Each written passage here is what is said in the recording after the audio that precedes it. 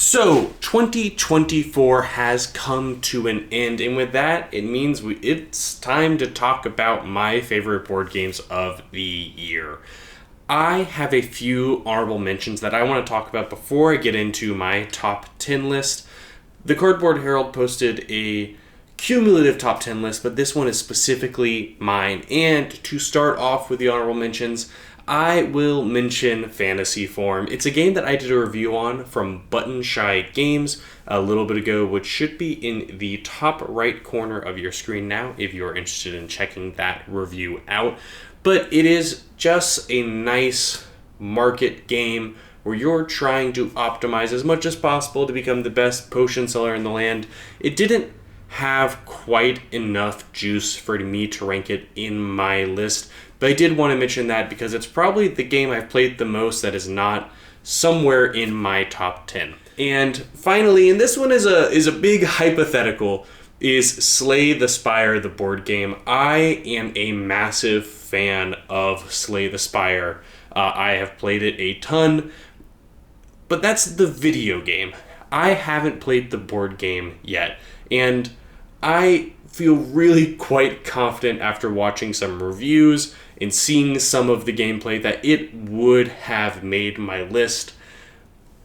But there's only so much money I can spend on board games in a year, and unfortunately Slay the Spire is just one of those that I will have to check out once I'm able to find a used copy of it on sale sometime in the future, or maybe with a friend.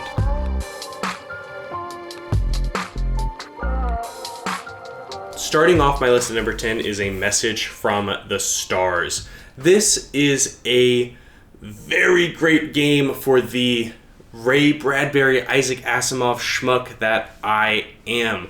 I love sci-fi, and I think that this is the best party game that does that theme. It scratches all of the itches I have in my Wordle-addicted brain, and the wordplay of sending messages back and forth while also trying to communicate a secret message is beautiful, and I just don't think that there is a game that is as much fun at higher player counts than this one that came out this year. So, it's my number 10.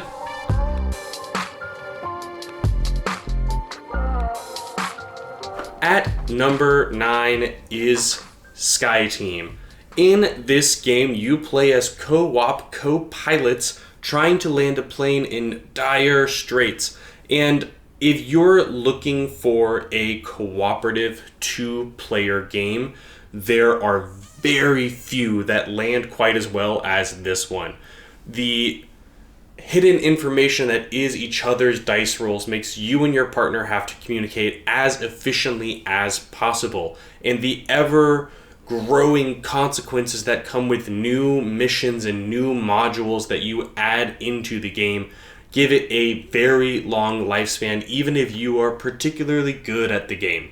I think that there are a ton of two-player games that came out this year that have every right to be on a top 10 list, but I don't think any of them top Sky Team for me.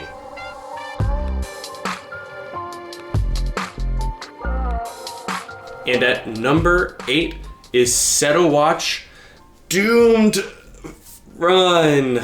I have a confession to make. I moved across country, and Set a Watch Doomed Run is a massive box that I could not figure out how to bring with me. So, after I finished playing through the campaign and packed up all of the rest of my board games, I passed the box along to Jack, and I kept my Swords of the Coin and base Set a Watch game and took that with me. Now, with all that said, Doomed Run is awesome. The amount of content it adds to Set a Watch is so great, and the play back and forth between figuring out new synergies with all of the new characters going against all of the new Unhallowed makes for a really great puzzle, which is exactly what I wanted out of a Set a Watch expansion. And if I did have space for it in my move, it would happily be on this shelf.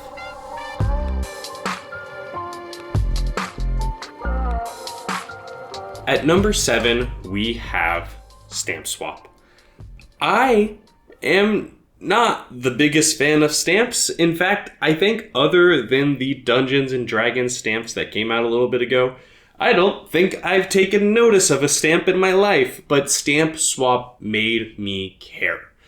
I'm not sure if it is the excellent implementation of the I cut, you choose mechanic, or maybe it's how Stamp Swap makes you feel attached. These are your stamps that your opponents might take, and I couldn't keep myself from enjoying it, despite the theme that I think before this year I would not categorize as exciting or evokes any emotion. But now I have a love for a game that is all about stamps, and I loved it enough to rank it as my 7th favorite game of the year.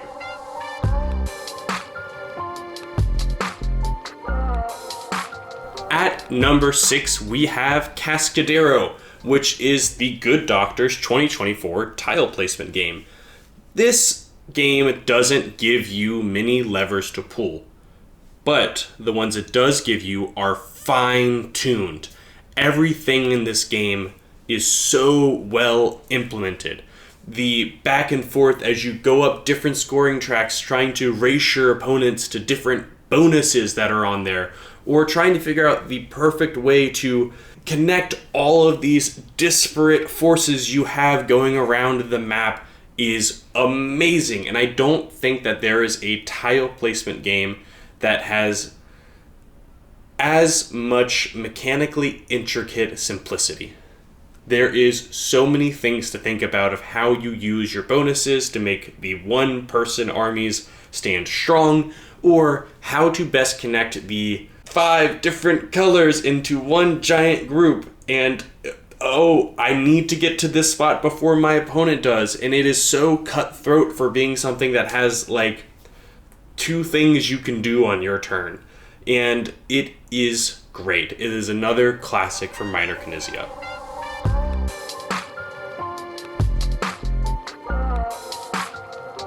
Starting out, my number 5 is Imperium Horizons.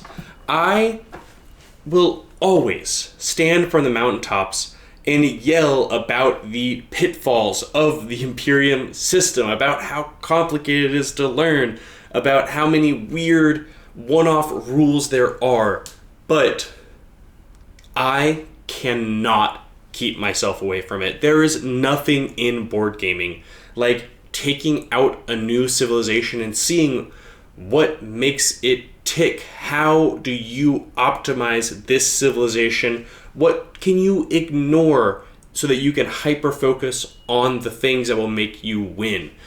I don't think that there is another game where you have so much infinite replayability between all the different factions going against all the other different factions. There are so many combinations you can pull that make this game play entirely differently. And Imperium Horizons brings so many great new mechanics to the game. Trading is an awesome way for them to have introduced player interaction in a way that isn't really combative. And there are some absolute bonkers civilizations in here, like the cultist or the Martians, that are so weird and hit at the core of what Imperium is about. If you enjoy deck builders and are looking for the smartest game in that genre, I cannot recommend Imperium Horizons enough.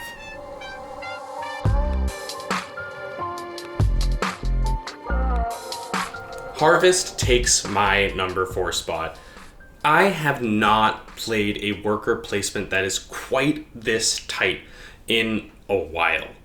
The cutesy animal theme makes this game approachable, but you have to be really precise with your actions because there are few of them to go around. There's a beautiful balancing act between how much you can plan out your actions while also having to keep in mind what your opponents are going to do. You really really want to duplicate those plants whenever you can. But if you aren't going to be able to take another farming action this round, it's probably going to be more worthwhile to weigh your options and just harvest them now so you can score your points and start the next round of planting. And the amount that you have to take into account what your opponents are going to do makes this one of the best worker placements I have ever played.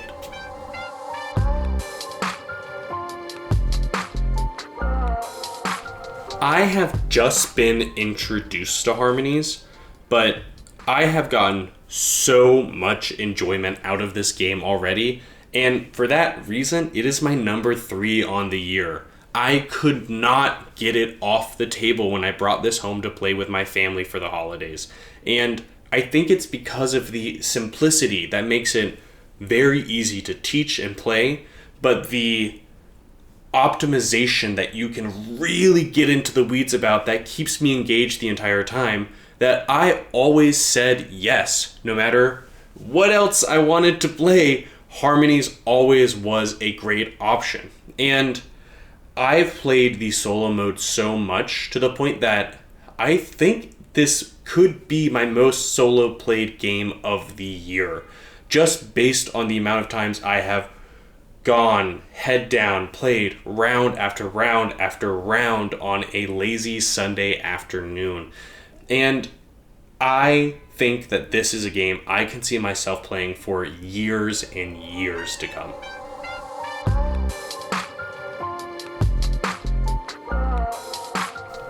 Coming in as the runner-up of the year for me is River of Gold.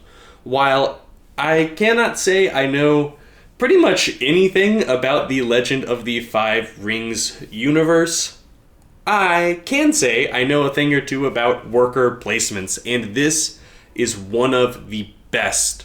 The very fluid mechanics of bringing your boat down the river, getting all the different resources you have so that you can build up outposts along the way, is gorgeous.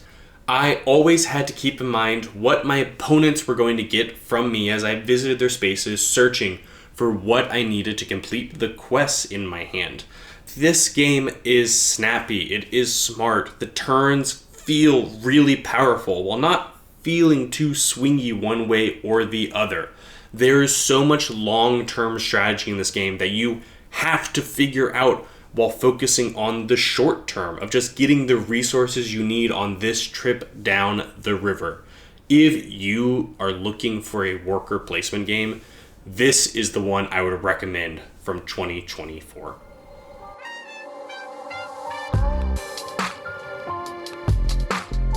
And finally, coming in at number 1 on the year for me is Arcs.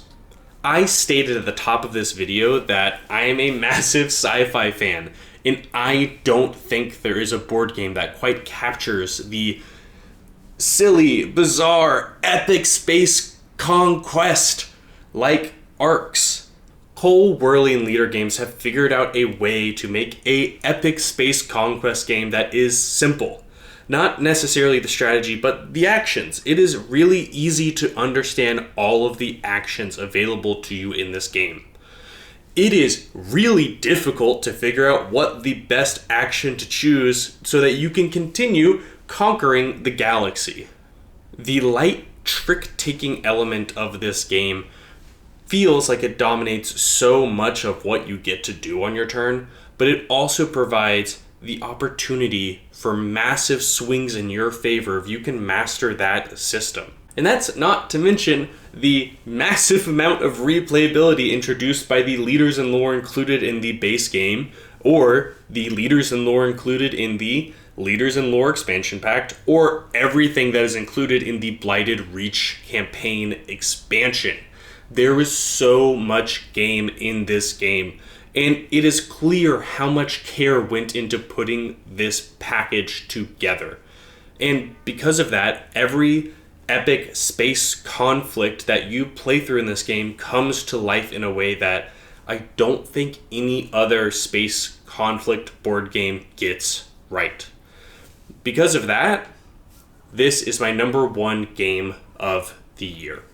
As always, let me know your thoughts down in the comments. I'm sure you have massive disagreements with me and my assessments of these games, and I would love to hear them. I want to hear your thoughts about the board games that came out this year, and I think the best way to do that is to put them in the comments below. Thank you so much for watching. Thank you for tuning in and being an awesome community.